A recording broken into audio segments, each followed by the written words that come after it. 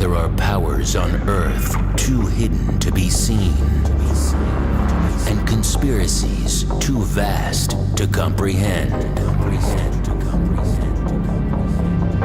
For years, the world has seen fact distorted, reality manipulated, and the truth concealed.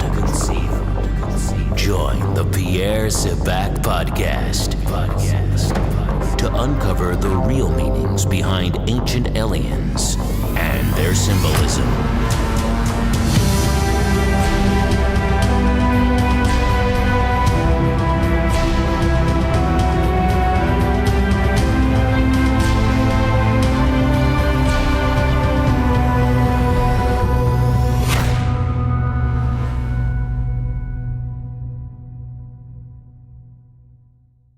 Hi, this is Pierre Sivak, unlocking the keys to the mysteries.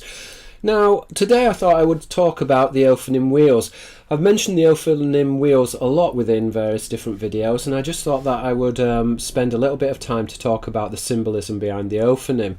Now, as I've mentioned before throughout my various videos, the Ophanim wheels are found throughout biblical and apocryphal literature, and they are literally depicted as angelic carriers. So they are a type of illuminated vehicles, and they are used to transport the gods into heaven. They appear within the arcane tradition, and they basically are synonymous with the Elohim and their hosts. So the Ophanim wheels are understood to be angelic vessels, and in today's parlance we would translate the Ophanim as a flying saucer. Now, linguistically, the plural noun Ophanim is from the Aramaic root ophan, which is a wheel, and that's cognate with the verbal stem aphan, which is to turn around. That's the old Semitic stem, and that's an unused stem, but in the more modern Hebrew that would be pana, which would be to turn around. And again, it is thought that ophan, a wheel, is closely aligned to ophir, which is the unused root to shine. Now, ophir in the ancient languages referred to a region which mined gold, so the context here is of something which shines like gold. It's golden. Now, the Ophanim are therefore portrayed as spinning, shining wheels, and as I've said before, the Ophanim wheels in their symbolism are really understood to be a flying saucer. They shine and they spin just in the same way that a flying saucer is said to spin and to have lights. Now, the Ophanim wheels within symbolism are connected to a godly chariot, and therefore we see that the chariot as the wheel, and the wheel is sometimes combined with the serpent, which is used to represent the seraphic host. Again, there is this relationship between Sabaoth, which is the angelic host, Sava, which is an army, Seraph, which is a serpent. So the Yahweh Sabaoth, the Lord of the host, is used often to connote the Lord of the seraphic host. In this respect, this would be the seraphim, which are non-human angels, which are identified with the Lord of the host. Again, the seraphim are the highest order of angel traditionally as well, so they are actually higher than the cherubim, which are under the orders of the seraphim. The cherubim are the proto-human lineage. The Ophanim, therefore, they're represented as spinning, shining wheels or circles. Again, Ophan can denote a circle. It's aligned to a godly chariot. Again, the symbolism of the throne as well is often aligned to the chariot, because the throne is sometimes combined with the wheel to make the chariot, which again, this would be a godly throne. A godly throne literally denoting a heavenly or a spinning wheel. Now, morphologically, the description of Ophan, a wheel, it resembles the Arabic morphology of Aphor, which is a viper, and again the Hebrew word Aphor, which is grey. So the term Aphor, a viper, is closely related to the etymology of grey, in other words, a grey serpent, a viper. Now, redolent, the definitions are therefore identified within occult symbology with the seraphim or the jinn. And again, as I said before, there is this relationship between Ophan, a wheel, and Ophir, which is gold, which is used in the old Semitic to denote something which is shining. In this respect, this would have a connotation of the seraphim or the jinn, those who are born of fire. The seraphim are also represented as the watchers, so you've got Sophia for watcher, Serapha, which is fire. The watchers are the shining ones. Now again, the jinn, like the seraphim, are deemed to be serpents, and this is found within the Old Semitic stem gen, which is a serpent or a worm. So the jinn are therefore translated within the Hebrew as the seraphim, and the Arabs would translate the word seraph or seraphim as the jinn. So the two terms are interchangeable. The watchers are the shining ones, or they are also known as the serpents. Now, the serpents are a type of military host, and they are associated with circular vessels. As we said, these vessels are referred to as the Ophanim wheels. But it's useful for us to look at some of these etymologies and to look into the symbolism. So we can say that the seraphim, in many ancient traditions, are identified or denotational of the angelic wheels. And so when we're looking at the seraphic host, as we said before, Sava, an army; Seva, which would be a crew of a vessel; we've got Seraph, which is a serpent, so this is the seraphic host. They are typically deemed to be correlated with angelic vessels or wheels. And so if we look at the etymologies, for example, we have Ophan, a wheel, which again has this connotation of Aphor, a viper; Aphor, which is grey. Again, in the modern context, a grey might, it symbolises a grey alien. So the grey alien is identified with the seraph. We've got in the Hebrew and Arabic, we've got Galgal, a wheel. The Galgal, a wheel is another word used, and they're interchangeable or synonymous. So Galgal, a wheel is another word for the Ophanim wheels. The Ophanim wheels are these angelic carriers or these angelic vessels. So Galgal, a wheel is related to Gul, which is a jinn. So we know therefore that the jinn, and Galar, which is to seize or to snatch.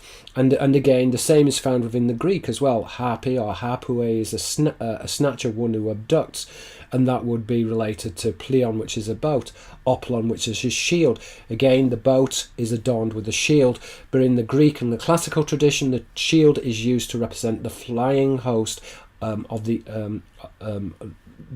flying host, or of the angels. Again, there is this relationship between Oplite, soldier, and Oplon, which is a shield, related to Pleon, which is a boat, which are related to the harpies or arpue, those who abduct or steal. Again, we see the similarity within the Arabic and the Old Semitic. So Rekeb, a chariot, is a cognate of the Old Semitic word keb, which is a serpent. In the modern Arabic, kab, which is a coil. English, we've got a flying saucer. That etymology is coming from sauros, a lizard. As I've said before, the votive dish was typically representational of the Ophanim wheel, so it was stylized as a wheel or a cog, and again, hieroglyphically, it was used to represent Sirius. So the votive dish represented both the wheel, but it also represented Sirius. The scorching ones were identified with burnt sacrifice, but were also identified with the brightest star within the constellations. Now, looking at the table, we can say that the jinn, otherwise a lizard or a serpent, they are paired with flying wheels, and their descriptions which are correspondent with a flying saucer in today's language.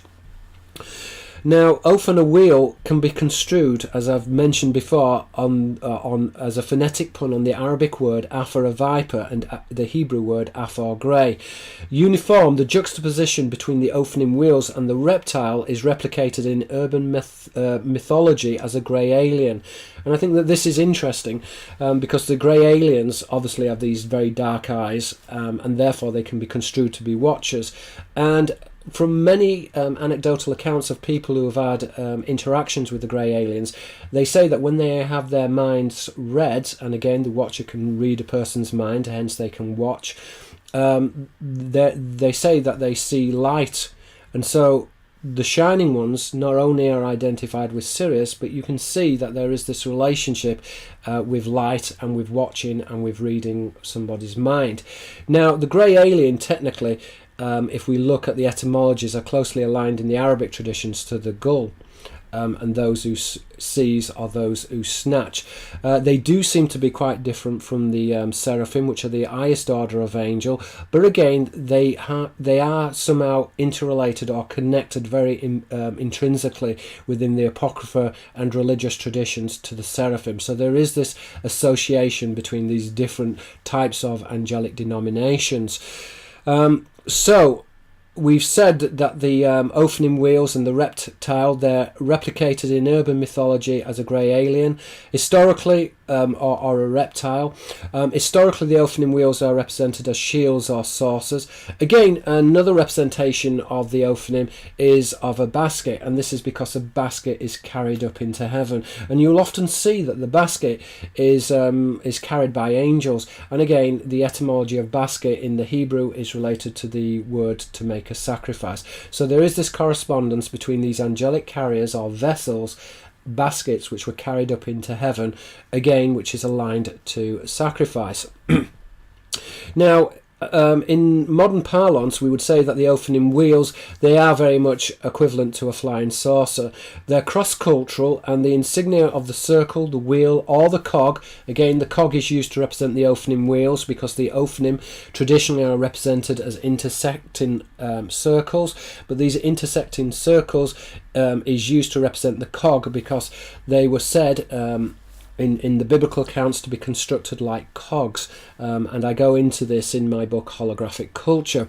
So the cog is a representation of the Ophanim wheels, and it's part of the religious encoding, and this again is why we find on coins as well, the coin will have a serrated edge because the coin is used to represent the contract between heaven and earth. The coin is used to represent the Ophanim wheels, and therefore the coin is used religiously to purchase redemption, to buy back. So a person's sin is redeemed or one buys back through the coin. The coin is a representation of the covenant between heaven and earth, and it denotes this cytological tradition. The cytological tradition is the study of angelic vessels, kutos, a vessel, and again is closely parallel to the scaphological tradition, which is the study of angelic vessels, angelic ships specifically.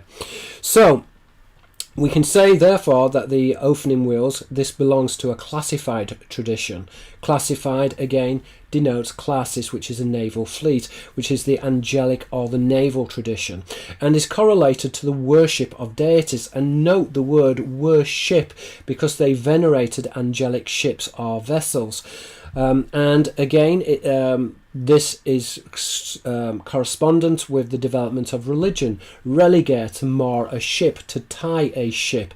And this has connotations both with a stitched bloodline or the grafting of a bloodline, the tying together of a bloodline or a woven bloodline. These are all signifiers used to represent a human angelic lineage, a type of hybrid. Now, all these teachings, they're elaborated within the scaphological traditions and the saucer cults.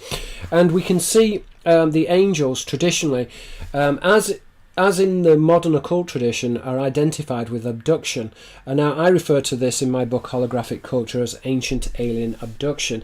And in my book Holographic Culture, I show an image, a classical depiction of a cherubim angel in a chariot, and in the chariot there is a child being carried away within the chariot. So this child has been stolen, and I think it's very interesting because we've got the human angel, the proto-human angel, the cherub, and we know that this is a cherub because the angel is carrying a sword.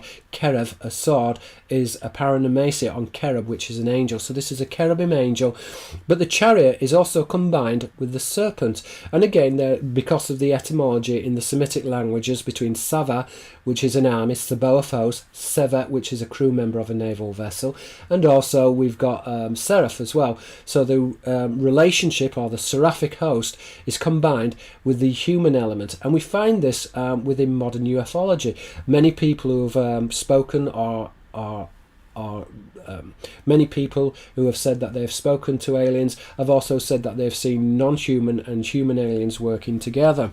So this idea that that there are human crew members and that they work with non-human beings is not just a modern idea. This goes back into the ancient world and is found within the ancient marble reliefs. You can find that within the Greek sculptures, for example. So the Serpent Chariot is a very common signifier of the Ophanim wheels, and it represents the seraphic host. It's often combined with the cherubim, the sword carriers. Now the cherubim can be translated literally as a marine, because cherub, a proto-human angel or a human angel, cherub, is related to carab, or carab, which is a vessel or a small boat. And again, so this would be a marine. The sword carriers who are affiliated to a boat can be translated as ones who are armed, those who originate from a boat. So the best translation for this would be a type of marine. So the cherubim traditionally were a type of marine, and they're represented as a type of army or a type of invading host. So and I refer to this as the seraphic cherubic host, and this is part of the seraphim cherubim dialectic, this polarization between the angels, between human and non-human angels, and this links into the dialectic. The dialectic is this hidden knowledge between human angels and non-human angels, and the partition of the priesthood and the compartmentalization of this knowledge. So and the combination of the angelic host and the human and the non-angelic host are can be understood in a modern context to relate to milab, which are military abductions, a name which is synonymous with the heavenly host, but milab is used to represent these abductions with human soldiers within a modern context.